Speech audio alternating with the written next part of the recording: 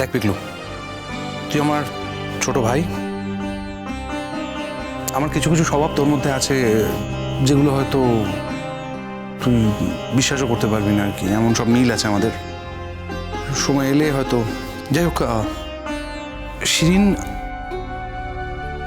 এখন যদি তোর সাথে যেত, তো টেক কেয়ার করতো ঠিকই, কিন্তু তোদের মধ্যে সম্পর্কে এই মুহূর্তে যা পরিস্থিতি, তাতে বোধ হয় কিছুই ঠিকঠাক ওয়ার্ক করতো না। আমার মনে হয় একটু সময় দে, একটু সময় কাটুক, তারপর যদি শিরিন নিজেকে পাল্টে ফেলতে পারে তখন তো রইলো, তখন থাকবি শিরিনের সঙ্গে। এই মুহূর্তে বোধহয় যা করছিস তুই ঠিকই করছিস, এবং তুই যথেষ্ট বড় হয়েছিস, অ্যাডাল্ট হয়েছিস, নিজের টেক কেয়ার তুই করতে পারবি। কি পারবি না? হ্যাঁ, কোনো অসুবিধা হলে ফোন করবি তো আমাদের, তাই তো? কি জানি, আমার মনে হচ্ছে আমাদের সংসারে একটা বিরাট বদল আসছে, যে বদলটার জন্য আমরা তৈরি ছিলাম না। কি বলতে চাইছো বলো তো? যদি কোনো বদল হয়ও তার জন্য অনেকটা অংশে কিন্তু তুমিও দায়ী। হ্যাঁ, আমি জানি তোমরা অঘটনের জন্য সবসময় আমাকেই দায়ী করে এসেছো, আমি সেটা মেনেও নিয়েছি। তাও যদি মেয়েটাকে ঘরের বউ করে রাখতে পারতাম, তা তো পারিনি। চলেই গেল, মেয়েটা চলেই গেল। চলে গিয়ে মেয়েটা প্রমাণ করে দিল যে আমি মেয়েটাকে ভুল বুঝিনি। তার জন্য আমি অহংকার করি, গর্ববোধ করি। মেয়েটার মধ্যে যে জেদ আছে, সেই জেদটা ওকে ওই দিকে তাড়িত করেছে। যাকে ওইখানে হয়তো সাকসেসফুল হবে। ঘরের জীবন তো সবার জন্য নয়, বাইরের জীবনেও সাকসেসফুল হোক। আর আমার ছেলেটার জন্য খারাপ লাগছে না? ও তো একটা সংসার করতে চেয়েছিল, কিন্তু সেই সংসারটা ভেঙে দে ভালো জোর করে। সংসারটা তো আর আমাদের জন্য ভাঙেনি, যাকে নিয়ে সংসার করতে চেয়েছিল তার জন্যই সংসারটা ভেঙে গেছে। আর একবার যদি মন ভেঙে যায়, তার সঙ্গে কি আর সংসার করা যায়? আবার বলবি তো যে আমি এখনো পর্যন্ত ইন্ধন দিচ্ছি। না না, আমি কোনো ইন্ধন দিচ্ছি না, যেটা সত্যি সেটাই বলছি। আমি পিকলুর পাশে আছি। আমি জানি পিকলুর একা থাকতে কষ্ট হবে। কিছু স্মৃতি তো তৈরি হয়েছে, সেই স্মৃতি ওকে কষ্ট দেবে। তারপর একটা বাচ্চা আসছে, তার ব্যাপারেও তোর কিছু করার আছে।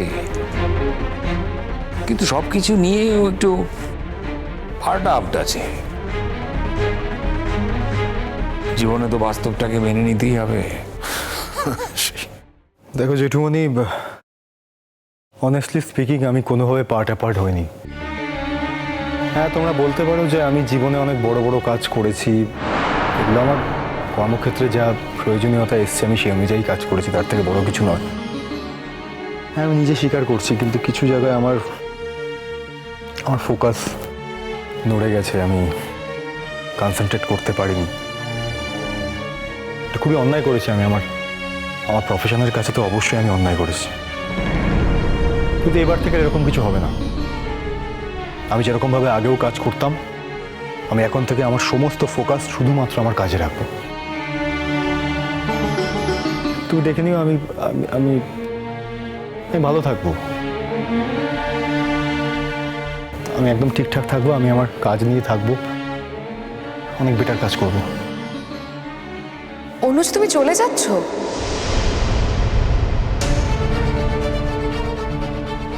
তুমি কি করছো এখানে? কি ভেবেছিলে তুমি পালিয়ে যাবে আর আমি তোমাকে ধরতে পারবো না? পালাতে যাবে কেন? ও তো সবার সামনে দিয়েই যাচ্ছে, আর তুমি হঠাৎ এইভাবে এসে ওকে অ্যাটাক করছো কেন? তোমাকে তো গেছিল আনতে মেচকারা, তুমি কেন আসোনি? আমি তোমার সঙ্গে কোনো কথা বলতে চাই না। না, আমরা সবাই এখানে আছি, আর আমাদের সবার মধ্যে অনুজ আছে, তাই আমাদের সবার সঙ্গে কথা বলতে হবে। আমাদের সবার মধ্যে দাঁড়িয়ে তুমি অনুজকে নানা কথা শোনাবে, চার্জ করবে, আর আমরা মুখ বুঝে সেটা সহ্য করবো, সেটা তো হতে পারে না। কারণ আমাদের একটা ফ্যামিলি বন্ডিং আছে, সেই বন্ডিং থেকে আমরা কথা বলবো। এমনই ফ্যামিলি বন্ডিং যে স্বামী স্ত্রীর মধ্যে ইন্টারফেয়ার করো। প্রয়োজন হলে স্বামী স্ত্রীর মধ্যে ইন্টারফেয়ার করবো, ওই কি। আমি কোনো নাটক করিনি আন্টি। আমি আমার অন্তর থেকেই তোমাকে প্রণাম করতে এসেছিলাম। তুমি যখন আমার প্রণামটা নিলে না, আমি তো তোমাকে জোর করতে পারি না, জোর করবো না। তুমি ভালো থেকো আন্টি। আর একটা কথা বলতে চাই, আমি সত্যি কোনো ক্ষতি করিনি তোমাদের। তুমি আমাকে যতটা দোষী ভাবছো ততটা দোষী আমি নই। আমি আপত্তি করেছিলাম, কিন্তু ওই যে বলেছিলাম না, তোমার ছেলের জোরের কাছে আমি হেরে গেছিলাম।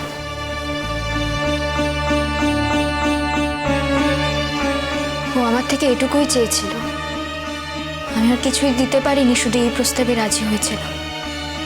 আর আজকের দিনে দাঁড়িয়ে এই যে কথাগুলো আমি বলছি, এটা মানে এই নয় যে আমি সব দোষ কাটাতে চাইছি কিংবা নিজে ভালো সাজতে চেয়েছি। সারা দুনিয়ার কাছে তো এই মানুষটা খারাপ, কেউ আমাকে ভালো বলেও না, সকলের চোখে আমি খারাপ। কিন্তু তবু যাকে মা বলে ভেবেছি, যাকে মায়ের চোখে দেখেছি, সেই মানুষটা যদি ভুলবো যে কোথাও গিয়ে না খুব খারাপ লাগে, খুব কষ্ট হয়। তাই বলছিলাম, তুমি ভালো থেকো। ভালো থাকার মতন ব্যবস্থাই তো তুমি করে গেলে গুড্ডি, তাই না? আচ্ছা গুড্ডি, আমার ছেলে না হয় বোকা, তুমি তো খুব চালাক, বলো তুমি কেন আমার ছেলের এই বোকামিটাকে প্রশ্রয় দিলে? তুমি কেন আমাকে সেদিনই বলে দিলে না যে আমার ছেলে তোমাকে এরকম একটা কথা বলেছে? কেন বললে না? তোমার ছেলে বলতে না করেছিল, আমি তাই বলিনি। তুমি আমার ছেলের সমস্ত কথা শোনো না? তাহলে আজ যখন আমার ছেলে তোমার সঙ্গে সংসারটা করতে চাইছে, সেই কথাটা শুনছো না কেন?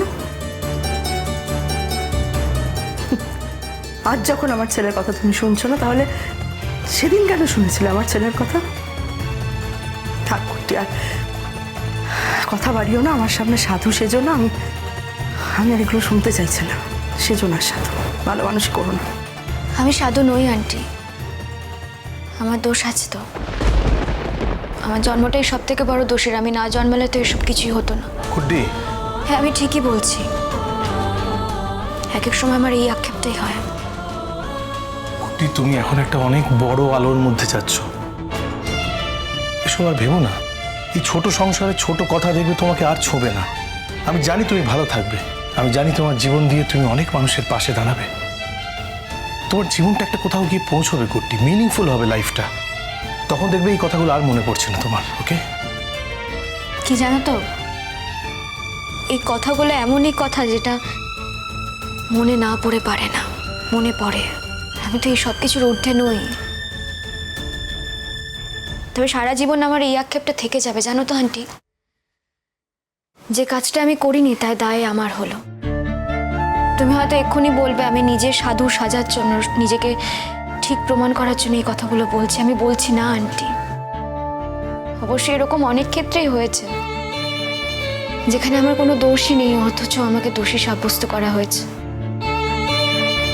কিছু করার নেই, এটাই হয়তো আমার নিয়তি, এটাই ঈশ্বর আমার জন্য ঠিক করে রেখেছে। থাক, তুমি যখন আমার থেকে প্রণামটা নিলে না, আমি মনে মনেই তোমাকে প্রণাম করে নিচ্ছি। এখনো নাটক করে যাচ্ছ কুট্টি? কেন করছো এই নাটকগুলো আমার সামনে দাঁড়িয়ে? কোনো প্রয়োজন নেই। তোমার কি মনে হচ্ছে এই নাটকগুলো করলে আমার মনটা গলবে? তর্কের খাতিরে যদি ধরে নিই যে আমার মন গলে গেল তোমার উপর, আমার মন গললে তোমার সিদ্ধান্তের কোনো নড়চড় হবে কি?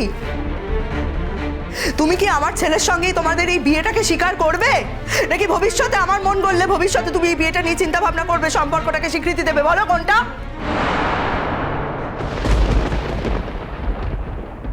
তুমি থানা পুলিশ করবে তো করো, কিছু যায় আসবে না গো। কে বলেছে কিছু যায় আসবে না দাদা ভাই? অ্যাডাল্টারি চার্জ আনবো ওর এগেনস্টে আমি। আন্টি এখন মুখে যাই বলুক, যে ভালোবাসাটা আমাকে দিয়েছিল সেটা তো মিথ্যে হয়ে যেতে পারে না। আমি ভালোবাসা দিয়েছি আমার ছেলের বউকে গুড্ডি, কোনো বাইরের মেয়েকে নয়। गुड्डी गुड्डी